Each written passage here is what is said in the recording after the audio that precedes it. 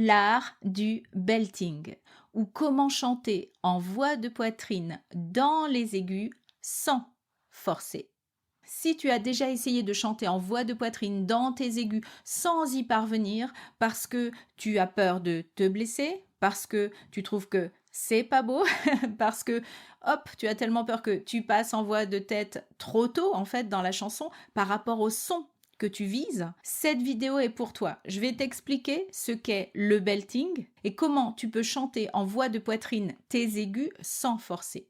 Dans cette vidéo, on va voir ce qu'est vraiment le belting, ce qu'il n'est pas, important pour que tu puisses faire la distinction, comment l'aborder sans abîmer ta voix, et je te donnerai aussi des exercices concrets pour que tu puisses commencer à travailler, à mettre en place ton belting. Reste bien jusqu'à la fin de la vidéo parce que je vais aussi t'expliquer dans quel cas il ne faut pas belter et comment choisir la bonne intensité pour ta voix. Avant de commencer, si on ne se connaît pas, je suis Van Petit, je suis coach vocal en musique actuelle et fondatrice de School Vocalize, une école de chant pour adultes en ligne. Sur cette chaîne, je t'aide à comprendre la technique vocale pour la musique contemporaine, donc pour les chansons que tu entends à la radio, sur Spotify ou d'autres plateformes, pour commencer à comprendre ta voix et à chanter avec plus de liberté et d'émotion. Si tu as envie de progresser en chant moderne, je t'invite à cliquer sur le bouton pour t'abonner à la chaîne et à actionner la petite cloche pour recevoir une notification quand je publierai une nouvelle vidéo. Et maintenant, si tu veux apprendre à chanter plus haut avec de la puissance en voix de poitrine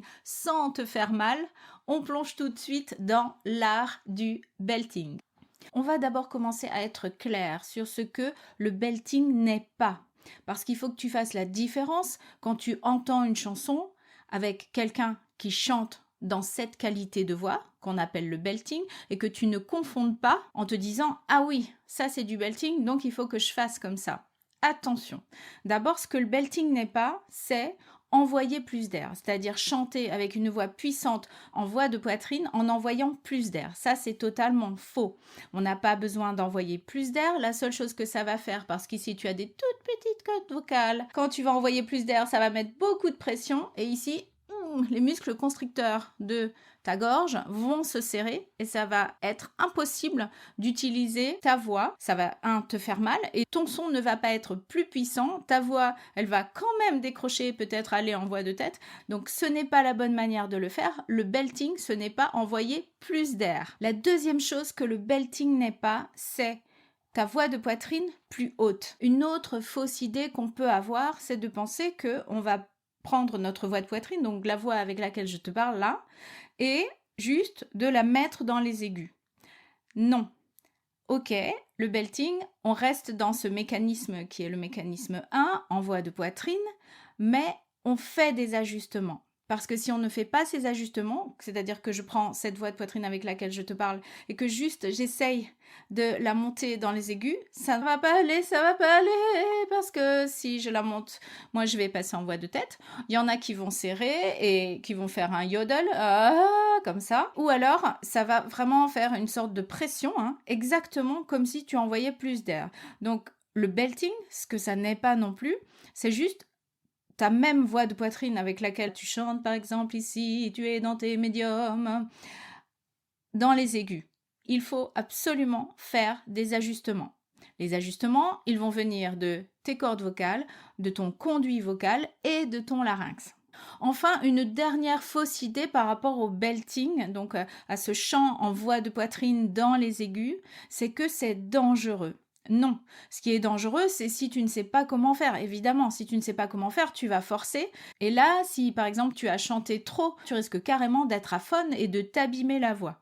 Donc le belting, ça ne détruit pas la voix. Ça, c'est une fausse idée, mais alors absolue, parce qu'il y a des tonnes de chanteurs qui chantent en belting qui ne s'abîment pas la voix. Ce qui abîme la voix, c'est 1, de mal le faire, ou 2, de surutiliser la voix. Donc le belting, si tu apprends à bien le faire, ce n'est pas dangereux. Et on peut l'apprendre d'une manière très très très saine, très secure, en allant step by step et en comprenant tout ce que tu fais avec ton corps. Alors ok, mais c'est quoi en vrai, en fait, le belting? Parce que tu vas me dire, ok, j'ai une idée, maintenant que tu m'as dit ce que ça n'était pas, c'est de la voix de poitrine, dans les aigus, sans forcer, mais finalement, c'est quoi? Alors, premièrement, le mot lui-même, c'est un mot anglais, belting. Belt, ça veut dire ceinture, hein. Donc, évidemment qu'on se sert absolument du gainage, donc du soutien, hein, pour chanter cette voix de poitrine dans les aigus.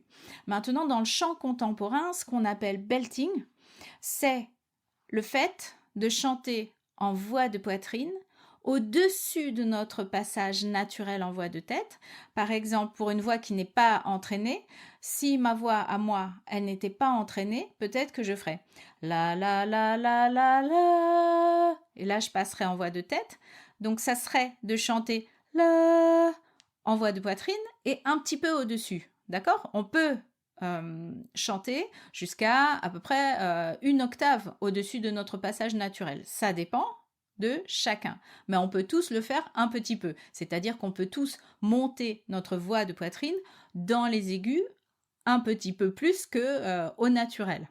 Alors, toujours d'une manière saine et sécure. On est d'accord. Par rapport au rendu, à ce que ça donne au niveau du son, le belting, ça donne une voix qui est brillante, qui est énergique, qui a une forte puissance émotionnelle et qui donc utilise un réglage spécial de tes organes ici pour chanter dans cette voix de poitrine au-dessus de ton passage naturel, là où ta voix normalement elle va aller en voix de tête, mais d'une manière toujours saine. Pour que tu puisses écouter, voilà quelques exemples de belting.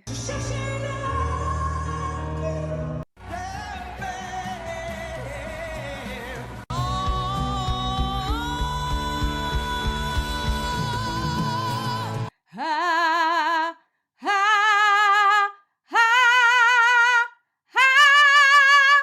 Là, c'est du belting. Je pense que mon micro a explosé. Donc, à retenir, ton belting, qu'est-ce que c'est? C'est chanter en voix de poitrine au-dessus de ton passage naturel en voix de tête. Donc, le début de ta voix de tête, ça peut être 3 notes, ça peut être 5 notes, ça peut être 7 notes ou 12 notes si tu gagnes une octave entière. Tout ça avec une voix qui est brillante, mais qui est libre, qui n'est pas serrée, rien de tendu. Ça fait pas mal. Et vraiment, la voix est projetée avec énergie et avec puissance. On va voir un peu l'anatomie du belting sans faire de la médecine, mais quand même pour que tu comprennes exactement, il faut que tu comprennes ce qui se passe quand tu veux chanter et développer ta voix, et que tu comprennes donc exactement ce qui se passe quand tu chantes en belting et ce qu'il ne faut pas faire aussi. Donc pourquoi il y a ce réflexe de j'envoie plus d'air et je serre, et comment faire pour ne pas le faire aussi. Alors d'abord, il y a tes cordes vocales. En belting, on est en mécanisme lourd, c'est le même mécanisme que ta voix de poitrine, donc quand je dis mécanisme, c'est le type de muscle qui actionne tes cordes vocales. C'est exactement les mêmes muscles qui actionnent tes cordes vocales quand tu es en voix de poitrine ici dans tes médiums ou quand tu es en voix de poitrine en belting, hein, dans tes aigus. Donc le même mécanisme, voix de poitrine, mécanisme lourd. Donc la sensation que tu vas ressentir, elle est plus proche de ta voix de poitrine que de ta voix de tête quand tu vas l'émettre. Au niveau accolement des cordes vocales, les cordes vocales, elles s'accolent quand même d'une manière assez soutenue, c'est-à-dire que c'est pas très très léger, hein. Pour la voix puissante, elles s'accordent quand même pas mal, donc sans non plus que ça soit forcé, parce que si tu les accoles trop, il y a un forçage. Nous, on veut pas ça. Mais c'est comme dans la voix de poitrine, il y a quand même de l'accollement, hein, par rapport à oula, c'est très très fin. Cette sensation de voix de poitrine, quand tu essaies de faire un maintenant tu essayes de faire tu dois ressentir qu'il n'y a pas le même accolement, même si c'est infime. Donc, mécanisme 1, le mécanisme lourd. Deuxièmement, c'est le même accolement que quand tu chantes en voix de poitrine. Le résultat, c'est un son qui est dense, qui est plein, qu'on ne va pas qualifier de léger ou fin, hein, comme quand on chante en voix de tête, on va dire c'est une voix qui est fine, alors que la voix de poitrine et le belting aussi, c'est un son qui est dense et qui est plein. D'où cette impression de voix puissante, surtout quand on est dans les aigus, parce que là, les aigus, ça nous provoque des émotions spéciales à nous, humains, et en voix de poitrine encore plus qu'en voix de tête. Donc, le résultat, son plus dense, voix plus grosse, on peut dire, et aussi, tu as beaucoup de volume avec peu d'air. C'est aussi pour ça qu'on dit que quand on chante en belting, on utilise moins d'air qu'en chant soufflé, Donc, si tu as l'habitude de soutenir en mettant beaucoup de souffle, il va falloir reprogrammer tout ça. C'est-à-dire que l'accollement de tes cordes vocales, là, il faut qu'il soit supérieur, qu'il n'y ait pas de fuite d'air quand tu chantes en belting. Ça, c'était tes cordes vocales. En deuxième, on a notre larynx. Alors, le larynx, il est là. Quand tu déglutis, il bouge. Donc, tu peux, par exemple, avaler ou boire de l'eau ou juste déglutir. Il monte, il descend, d'accord? Il est souple, il peut monter, il peut descendre. Quand on chante, il peut aussi bouger. Attention, quand on chante, on essaye de le contrôler, c'est-à-dire qu'on le laisse bouger, mais il ne faut pas que ça soit justement comme quand on déglutit. Il ne va pas faire gling gling. Sinon, yodel, ça passe en voix de tête. Et nous, on ne veut pas ça. Enfin, sauf si on veut chanter du yodel. Et on veut donc le contrôler, notre larynx. Il faut le laisser libre de monter quand on va dans les aigus. Si on ne le laisse pas libre de monter, il va y avoir tension. Dans le belting, dans le chant contemporain, ton larynx, tu vas le laisser monter, mais tout en contrôlant. Parce que si tu ne le laisses pas monter, ça va faire cette voix classique. Je ne le laisse pas monter.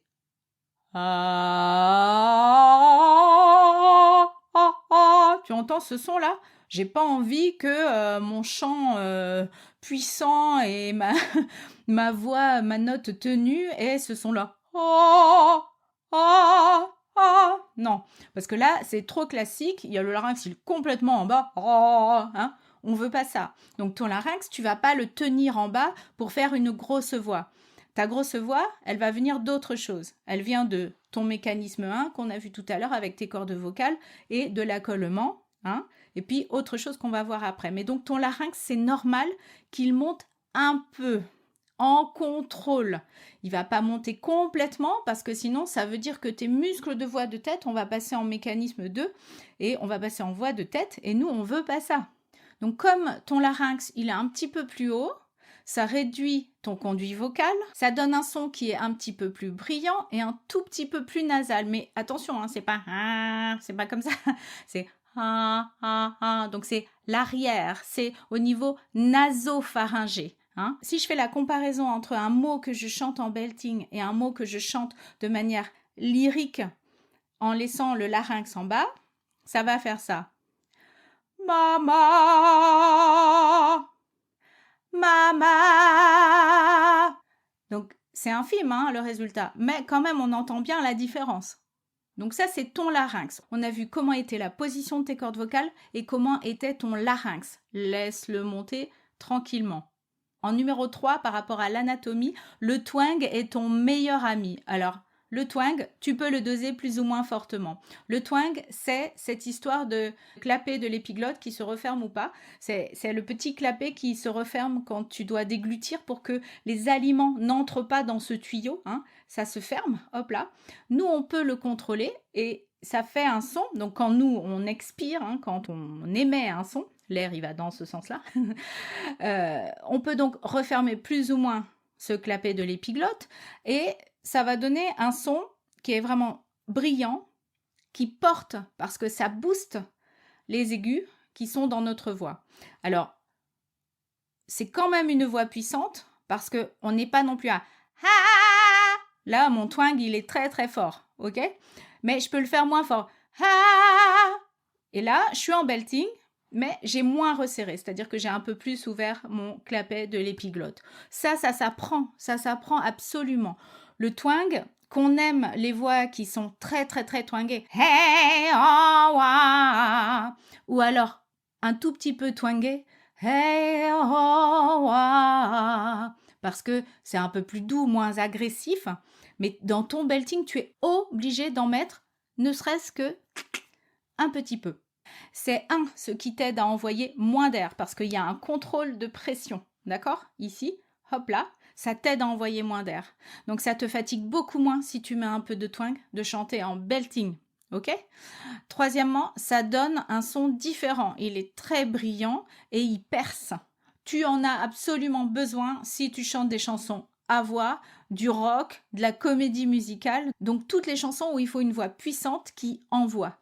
Enfin, il y a tes articulateurs et ton corps qui vont jouer aussi dans ta production de belting. Par exemple, ta bouche.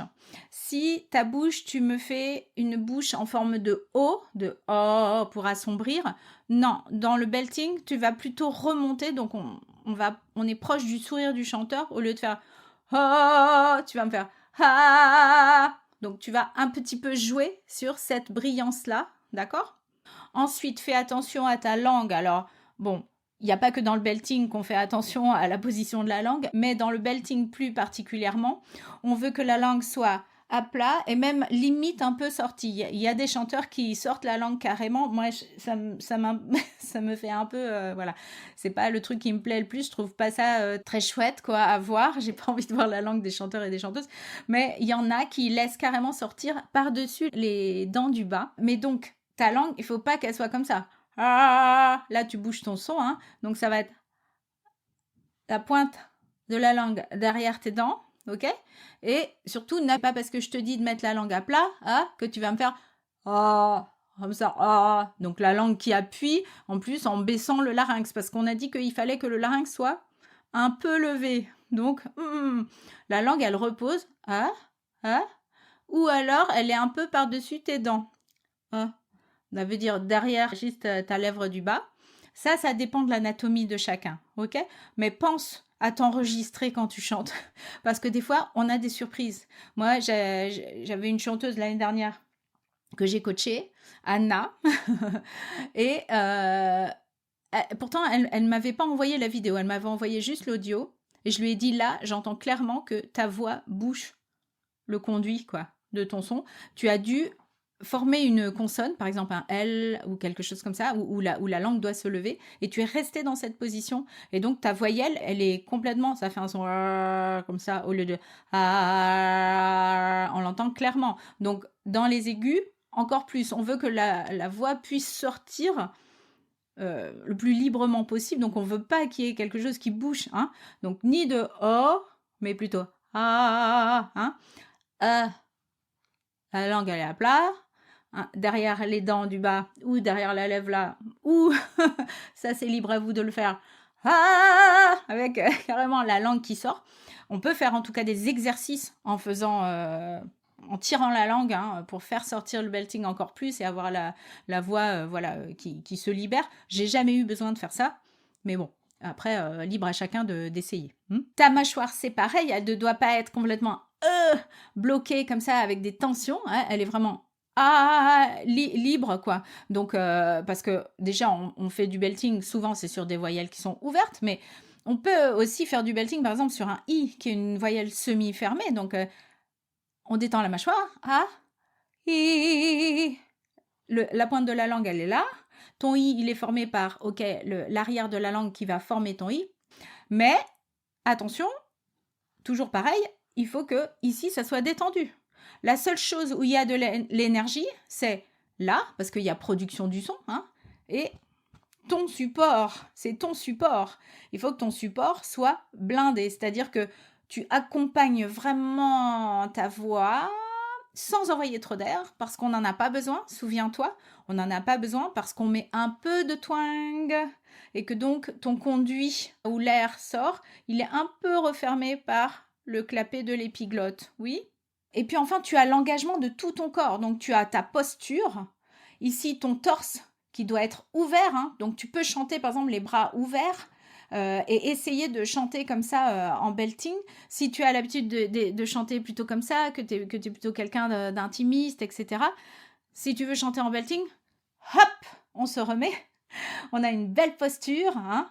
On a le torse qui est vraiment, voilà, fière allure, ok? Fière allure. Donc tu as vu toute cette anatomie qu'on doit utiliser, qu'on doit en tout cas adapter pour le belting. Tes cordes vocales, ton larynx, ton conduit vocal, ton clapet de l'épiglotte pour le twang, et puis tout ton corps. Donc ta langue, ta bouche et ta posture, hein, avec ton torse. Alors comme cette vidéo, je la veux la plus complète possible, je vais t'expliquer aussi au niveau scientifique ce qui se passe, c'est-à-dire au niveau du son. Quand on chante, quand on émet une note, il y a la note de base, celle qu'on entend le plus, d'accord? La note principale, par exemple, tu chantes un do, ok? C'est la note qu'on entend le plus. Mais quand tu chantes, il y a plein d'autres notes, donc plein d'autres vagues au-dessus ou en dessous, qui sont ce qu'on appelle des harmoniques, qui sont aussi émises en même temps, donc que toi tu n'as pas l'impression d'entendre, mais de temps en temps on peut les entendre. C'est ce qui se passe par exemple quand quelqu'un chante du chant tibétain, où on entend deux notes en même temps, c'est que on entend la note de base et on entend une harmonique qu'on a réussi à faire ressortir plus que les autres, ou autant en tout cas que la note de base. Donc dis-toi que quand tu chantes, c'est un peu magique, c'est vraiment, c'est le truc scientifique, hein. Tu chantes plusieurs notes en même temps. Oui, oui. Alors, tu as la note de base et donc tu as ces harmoniques, ok? Par rapport au belting, ta bouche et ton conduit vocal vont amplifier certaines de ces harmoniques.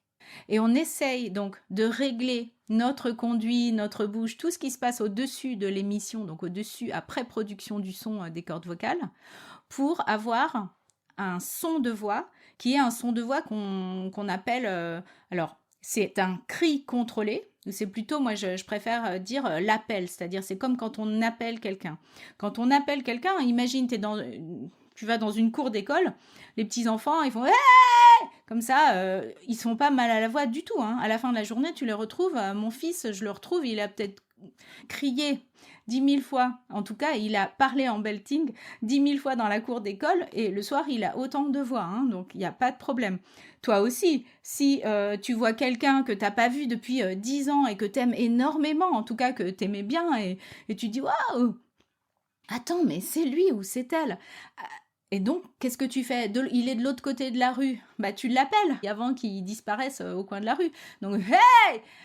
Hey! Et donc, tu te fais pas mal. Parce que déjà, c'est libre et c'est un geste très naturel qu'on connaît tous, mais qu'on oublie parce que en tant qu'adulte, il y a plein de choses qu'on oublie, en tout cas, qui étaient naturelles quand on était enfant, et qu'on oublie parce que il y a pas la pression sociale, mais voilà, on a un comportement à tenir, et donc on ne crie plus, ou en tout cas on n'appelle plus comme ça, on essaie peut-être d'être plus discret, ça dépend des gens, hein.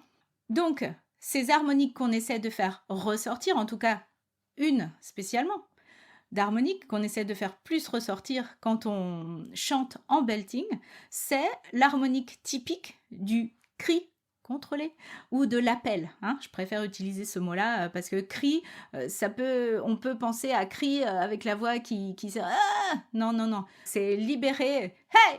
Une des questions qu'on m'a souvent posées, c'est: est-ce que tu crois que toutes les voix peuvent chanter en belting? Est-ce que c'est pas dangereux? Par exemple, une élève qui a une voix plutôt douce, qui a une personnalité plutôt discrète, qui chante, par exemple, elle va chanter Je vous parle d'un temps que les moins de 20 ans ne peuvent pas connaître.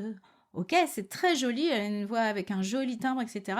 Mais elle avait envie un petit peu d'essayer, voilà, des chansons qui envoient un peu plus. Et elle m'a dit, mais est-ce que tu penses que toutes les voix peuvent chanter en belting sans se faire mal? Est-ce que c'est pas dangereux selon la voix qu'on a? Alors la vérité, c'est que non. Si on utilise vraiment les bons réglages, tout le monde peut chanter en belting. On n'aura pas la même qualité de puissance selon les voix. Pourquoi? Parce que, ok, on a les mêmes organes, donc tous on peut chanter en belting, ça c'est une bonne nouvelle, mais évidemment que quelqu'un qui par exemple a un conduit ici beaucoup plus large à la base, va pas avoir le même son que quelqu'un qui a donc un cou plus fin, avec un conduit plus fin, qui a des organes tout plus fins. C'est pareil, les cordes vocales, donc c'est pas juste un fil, hein, c'est des sortes de bandelettes. Il y en a qui ont des cordes vocales qui sont beaucoup plus épaisses, il y en a qui ont des cordes vocales beaucoup plus fines à la base. Et tout ça, c'est une question de réglage. On peut tous chanter en belting, ça donnera pas forcément, par exemple moi si je chante en belting, je vais pas avoir le son de voix de Laurent Pagny ou je sais pas, un gars qui a une voix hyper puissante, grosse, etc. Je peux chanter en belting, mais j'aurai ma voix de belting, donc ça sera toujours mon identité. Et à la fois, tant mieux, parce qu'on ne veut pas imiter quelqu'un, enfin, sauf si on est imitateur. Là, c'est autre chose. Là, il va falloir se débrouiller. Et c'est pour ça qu'il y a des imitateurs qui arrivent plus ou moins à imiter telle ou telle personne. Hein, parce que quand on est trop éloigné au niveau morphologique, même si on arrive à utiliser tous nos articulateurs et notre corps, c'est compliqué. Donc le belting, non, ce n'est pas dangereux. Il faut faire les bons réglages. Il faut à la fois oser, parce que si on n'ose pas et qu'on retient le geste, on va se faire mal. Hein, mais à la fois, il faut être en contrôle, c'est-à-dire qu'il faut y aller petit à petit. On ne va pas tout de suite chanter en belting à justement une octave au-dessus de notre passage, si on ne l'a jamais fait. Hein. Une octave, c'est énorme, ok, en termes de notes, surtout dans les aigus. Donc, on va commencer par être au niveau de notre passage et peut-être un demi-ton, deux demi-tons, trois demi-tons. Et c'est là qu'on va travailler au début en belting, déjà pour prendre confiance, pour reconnaître le geste, le bon son aussi. Et une fois que voilà, notre corps il va être habitué, on va passer un cap à chaque fois avec des notes un petit peu plus hautes. Mais c'est pas en une semaine qu'on va arriver à chanter en belting sur une octave supplémentaire si on l'a jamais fait. Vous pouvez essayer et vous allez peut-être y arriver, mais ici, le lendemain, vous allez être peut-être aphone ou alors ça va être tendu parce que vos muscles n'ont pas l'habitude de faire ça. Donc, step by step, ok? Mais ce n'est pas dangereux si on le fait de la bonne manière. Un indice que ton belting n'est pas sain, c'est que ça pique, ça serre, ça brûle, tu es aphone. Là, c'est que vraiment, c'est pas sain du tout. Tu as une douleur à un endroit, tu as la voix rauque qui est cassée alors qu'avant elle ne l'était pas. Hein. Si tu ressens ça, redescends d'un cran, chante plus bas, reviens, par exemple, tu peux détendre ta voix en faisant de la voix de tête, oui, oh, au lieu d'utiliser tes muscles de voix de poitrine, fais une pause, une vraie pause, hein, c'est-à-dire peut-être arrête de chanter, rechante le lendemain, mais attention, tu vas moins loin, donc moins haut, en voix de poitrine, que tu ne l'avais fait la veille. Hein. C'est pas normal de se retrouver aphone, c'est qu'on a trop chanté ou qu'on a trop forcé, ok? Ou qu'on a voulu aller trop haut, trop vite. Alors, quand on va utiliser ce belting? Le belting, tu vas l'utiliser quand tu as envie d'avoir une voix de poitrine assez puissante, donc plutôt dans tes médium aigus ou tes aigus, vraiment, mais pas les grands aigus, c'est-à-dire pas les max, les notes max. Hein. Dans une chanson, on chante pas toute la chanson en belting, c'est sur quelques notes, sur un passage précis. Par exemple, ça peut être un pré-refrain où on commence à être dans l'intensité et ça va vers le refrain où là vraiment on est en belting. Donc ça c'est tout à fait possible hein, de faire une sorte de progression, mais c'est pas sur toute la chanson. Hein. C'est un endroit où en général la mélodie elle est plus aiguë, d'accord, où il faut de l'émotion, donc une intensité émotionnelle. Alors, ça peut être dans du rock, dans de la comédie musicale, dans de la pop, dans du R&B, de la soul, mais justement là où il y a une intensité spéciale, où tu veux faire ressentir quelque chose à ton public. Tu peux penser au belting dans ta palette vocale comme une forte intensité en voix de poitrine, d'accord? Une forte intensité en voix de poitrine. Alors, je t'avais dit qu'on allait faire des exercices, donc tu vas le faire avec moi. N'aie pas peur, n'aie pas peur. Déjà, n'aie pas peur. Donc déjà, tu vas ancrer tes pieds. Si tu es debout, c'est mieux. Hein. Si tu es debout, tu vas pouvoir être vraiment dans la bonne position. Donc tes pieds, ils sont voilà, largeur de hanche, un petit peu plus écartés. Les pieds un peu comme ça. Ça dépend aussi de ta position naturelle. Hein. Si tu as l'habitude d'avoir les pieds comme ça, laisse-les comme ça. Bon, moi, je fais de la danse classique, donc ils sont très canards, oui. Alors, voilà. Mais les jambes, elles sont pas serrées comme ça, elles sont un peu écartées. Ok, donc comme ça, j'ai des appuis, voilà. Les genoux, ils sont pas verrouillés, je suis bien. Je suis pas comme ça, je me suis redressée. Qu'est-ce qu'on a dit? On a dit que le buste, il devait être fier. Ok, ça parce que ça va aider à la projection et aussi à ce que mon support puisse bien supporter ma voix quand je vais belter. Oui. Maintenant, tu vas faire un exercice. Je t'ai dit que le belting, c'était comme faire un appel. Donc, par-dessus une rue, donc par-dessus ou par-dessus toute une foule. Si tu es dans un endroit, il y a un cocktail, ou j'en sais rien, un petit groupe, et puis là, il y a quelqu'un, tu veux l'apostropher, tu fais « Hey !» Donc vas-y, tu vas essayer de faire ça. Alors, tu peux essayer plus grave. Si tu es un garçon, tu vas me faire « Hey !» Mais attention, tu retiens pas. Si tu me fais « Hey !» là, c'est pas du belting. Non, fais comme si tu appelais par-delà ta fenêtre, par-delà la rue, si tu vois la rue de chez toi. Si tu me regardes, essaye de m'appeler. Hein. Donc, si tu es une fille, fais-le à ma hauteur. Hey! On commence par le petit H, ça nous donne un petit... Ça permet que ça soit ouvert. Mais après, il faut que ça soit timbré. C'est pas Hey! Là, non. Hey! Si tu es un garçon, Hey! Tu le fais plus grave, d'accord? Maintenant, on va le faire un tout petit peu plus haut. Donc, si tu es une fille, tu vas me faire Hey! Rappelle-toi.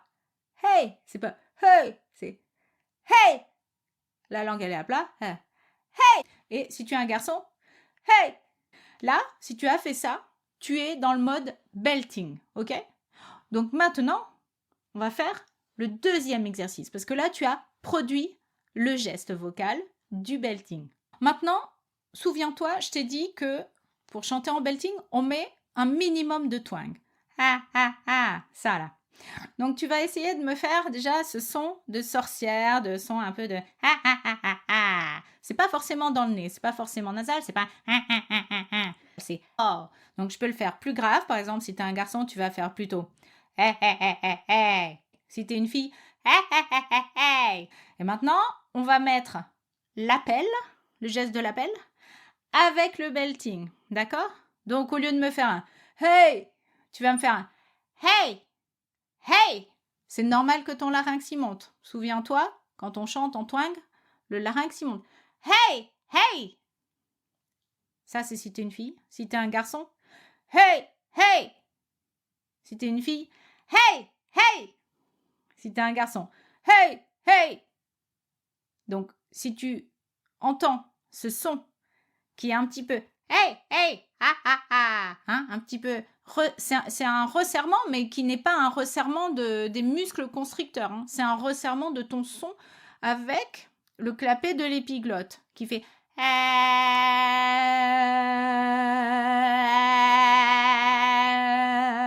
d'accord, là je le ferme et je l'ouvre. Nous, on veut ce son-là. Plus l'appel. On y va? Hey! Si t'es un garçon, hey! Et maintenant, on va essayer de tenir cette note. Parce que là, c'est bien, on a produit l'appel, c'est libre, on n'a pas forcé. Maintenant, on va tenir cette note. Donc, on va chanter une petite phrase. J'étais là, d'accord? Donc déjà, tu vas me le parler avant de le chanter. Déjà, fille. Ah. Tu vas me faire ça. J'étais là. Garçon. Ah. J'étais là. Maintenant, on va lier tout ça pour que ce soit du chant. Ah. J'étais là. T'es en belting là. T'as la voix de poitrine, t'as un peu de twang. Les garçons. Ah. J'étais là. Belting, un petit peu de twang. La voix soutenue. Ici, c'est ouvert. J'ai le sourire du chanteur. J'ai pas la voix en oh. Je veux pas assombrir ma voix. Je veux la rendre brillante. Oh. Donc là, on est sur des notes qui sont pas des notes hyper aiguës. Mais c'est normal. On essaie d'installer le geste vocal d'abord sur des notes qui sont safe. Hein. On reste en zone... tranquille parce que tu n'as peut-être pas l'habitude de chanter en belting dans des notes extrêmement aiguës. Donc là, tu as produit le geste, tu vas faire bien attention. C'est pour ça que je te conseille d'avoir absolument un piano, un clavier. C'est pas forcément pour t'accompagner, même si c'est super de s'accompagner, mais de prendre des repères, de voir que sur cette note-là, avant tu chantais en voix de tête, là tu arrives à produire un belting sur cette note-là. Ça te fait pas mal, ok. Tu peux essayer de faire la note d'après, mais tu vas pas tout de suite faire 5 notes d'un coup. S'il te plaît, parce que tu veux pas te faire mal. D'accord? Ça, tu vas le faire petit à petit. Là, déjà, si tu as fait ça, tu as déjà bien travaillé. Donc là, tu fais une pause, ok? Et tu vas y aller step by step. Donc, effectivement, si tu as envie de chanter I I wanna swing. Ou même c'est peut-être plus haut. I wanna swing. Si tu veux chanter ça en voix de poitrine, donc en belting, non, tu vas pas commencer par des chansons comme ça. Ou alors, tu le descends et tu essaies de trouver cette qualité de belting avec un petit peu de twang, d'accord? Pour commencer à installer le geste, à habituer ton corps, à habituer tes sensations, à aussi t'habituer à cette voix que peut-être tu n'as jamais produite, oui. Une voix stable, qui n'est pas une voix soufflée, qui est une voix brillante, hein, et que tu peux projeter par-dessus la pièce, par-dessus la voiture, par-dessus, donc au-delà de ta fenêtre. Donc dis-toi bien que il ne faut pas que tu chantes au niveau de là tes paroles, si tu regardes des paroles, mais au-delà, d'accord? C'est important parce que, rappelle-toi, c'est l'appel pour commencer.